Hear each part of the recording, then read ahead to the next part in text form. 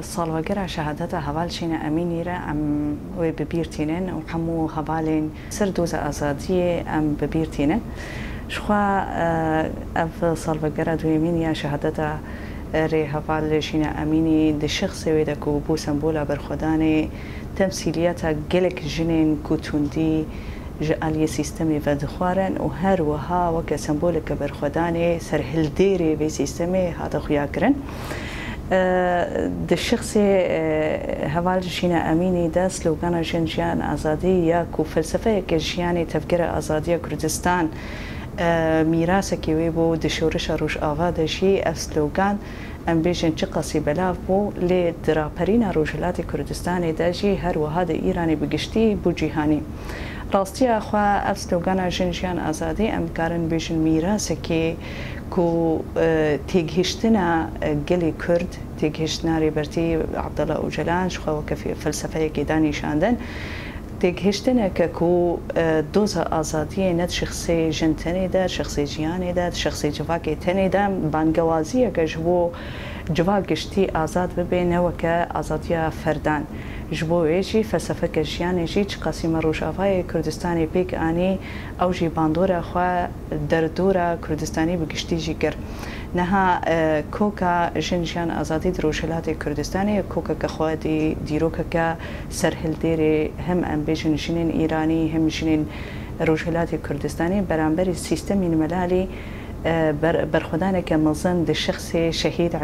شیرین علمهوری یا کو برخدانیه که پرمزن و ده زندان خودشی سلوگان جنجیان آزادی نویسانده بو و او بو سمبولا دوی دمیده کو سرهلدانا مزن یا شناچه دو ببه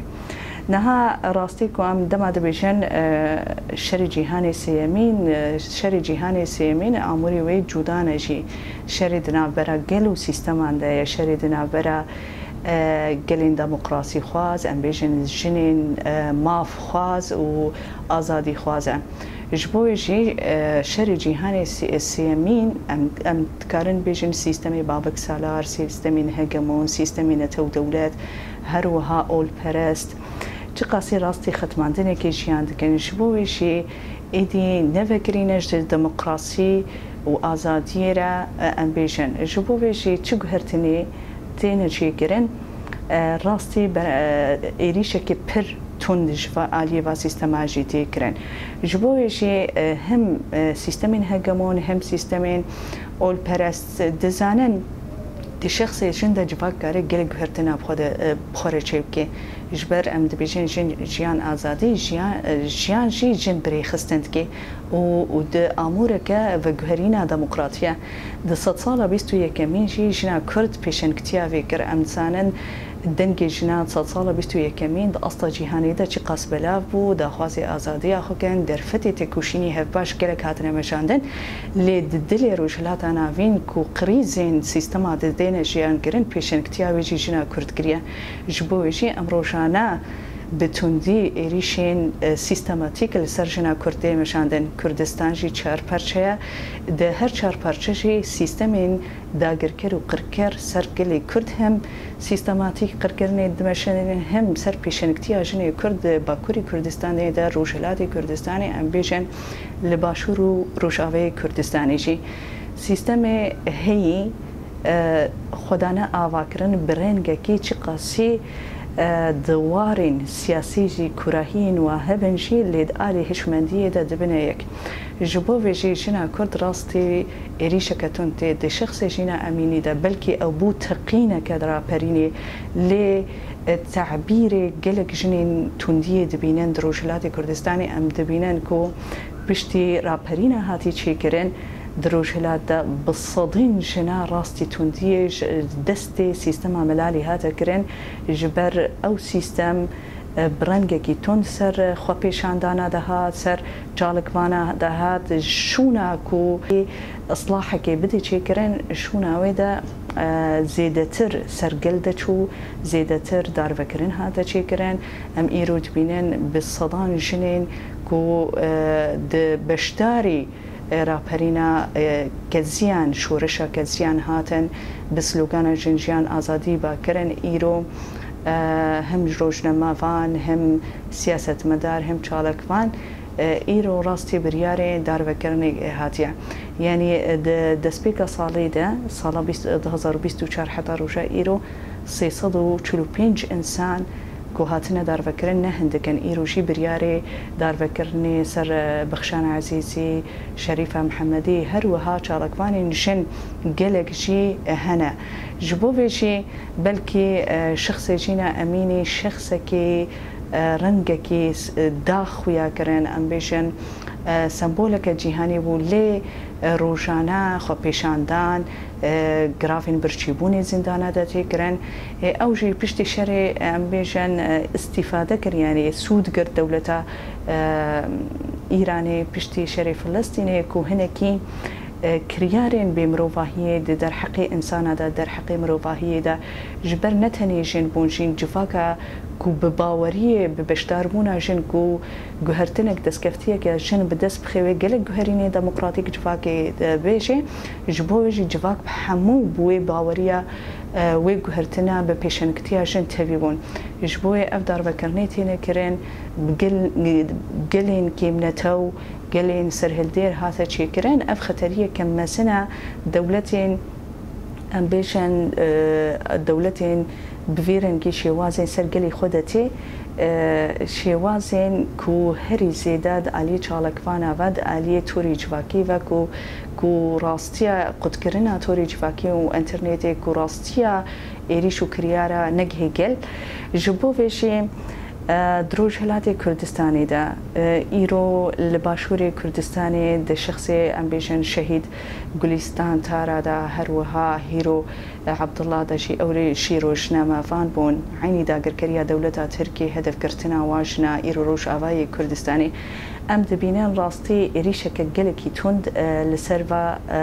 فیگلی لسروی نتوی لسروی ناسناماشن راستی کو جبر جنا کرد بو پیشنگ سمبولا برخدانی جنا کو برانبری داعش البرخدا سیاستین ایرو هی کو گرک راستین با دولتا اشکره ببن کریاری و اشکره ببن پیوستی ما دمین هذا شيء يعني ام هفقرتنا جن بلكي دقلق جهادا ما يعني نرخاندن كرنا كو صد صالة بيستو يكمين ببي صد صالة آزادية جن جبرد ام بفي سلوغاني بانكتكن ريشين هري مزنجي دا أصدقر كرني دا سرشناتي مشاندن إيروشي مديد كو الهندستاني هندستان وكا دولتك جلكي ناس نميوي يعني أمبيشن نتوي تيدا هي جودانا لي هري زيدا نتوا بندستي دا جنا فقيرتية كما زنتيش يعني كرن تجاوزين كوميل سرشناتي كرن بما في بخوندين جهالات هر شوازي توندية السرشناتي كرن إيرو لدردورا سلوغانا جنجيان آزادي دباوريا دا كو أوشن ويكاربن بوي مبستي بوي تكوشيني ايتي بوي بيدنجي نما قبول كانت ريبازي ولو قلقي تهنديدا هاتنا مشاندن لفرق وجودا هي خو بيشاندن اني داوي كو ايدي جن في اشكرتكي بريب دبن عيبيه دا سيستم جي اف داف شارتن هر دم مجارين تجاوزي كشتنا جنا وكم مجاري انتحاري داخويا كرن لأبنا راسي والناف نقبول كرن مجاركي تكوشيني كو امبيشن ايدي تكوشينا روشلاتا نافين ببيشن كتياشن باندوركا دا اسطا جيهاني دا تشيكريا جبو فيجين هاتشمتي خستن وكا خطرين كل سر دسكفتيه ماشنا چشمتي خستن وكري خستني شنا چوا ام خبري خستن كنها هيزا كماشن خرت هي جبوي دملي شوازين اموري خباراستني بيويستي كما مازن هبه ام خباراستنا خو نهيلن بكسكي و ام وي اموري پیدا بكن اني خوي تكوشينين هبش خرت بكن جبر سيستمي داگر كرو قركرشي ضاستك بلند خو سيستم كرنا ام جي بيويستي ما برانبري باراليلي وي سيستمي ام خبري خستن بكن هم ري خستن كرنا دا اصلا فخيدا ام بيجن جنين اتفاقنا فخي هم دا اصلا هريمي دا اصلا اقليمي دا اصلا جهاني دا و بشكريا هف بكن جبر راستي ایرو دستکفتیه که جن لهندستانی وری بدست خستن دستکفتیه که شبو مروش آوایا ایرو ازمونه که ما تجربه که ما دستکفتیه که هبه امجی ارکومسیونی خود بینن کو ام پار وکن بواشناره چی قاسی کو اف دستکفتیجی هبه راستی خطرین مصدرین هنا جبر سیستم بزانه بون اسنام سیاسی ددن پیش جبر سر بدنا جن دیسا سیاست بکن و اف خطریه که مزنا ایرو ام العراقی جی دبینن دیسا بناوی مذهب و اولا دخوازن دستکفتی شورش جن بتکوشینین بلند و ددیرو که خودک و او تکوشون دانا مشاندن دیسا وا دستکفتیاج دستی جن درخينن سر بدناجن وكا سيستما ملالي سر بدناجن العراقي سر بدناجن ديسا سياسة دكن بهشمندية مير برست از بيجم صالة 2000 يعني 6 صالة بيستو يكمين نأو 6 صالة برنا كوشن ندوي أستا خواناسكرين دبوش بوي گرک امی خوبن امشین اراده خو ناسکن ام خو ناسکن و ام لگوری ناستما خو و تکوشین خو خبات بدن مشاندن خطری گلکن لدوی کاوسا هی دشی درفت گرکن شبر دوزی کو ام جن تکوشینی هفبش بدن مشاندن گلکی زیده ترن کو دوزین دگلک وارد ام بیشن سیاسی کو اتفاقین سیاسی ناینه چی کرن جبوی آزادیا جن به هوا گریدای ام نکارن پارچه بکن و آزادی جواگشی به آزادی جن و گریدای ام بکار بن فلسفه جن جیان آزادی بکنه فلسفه که جیانی پیک آنی ناوی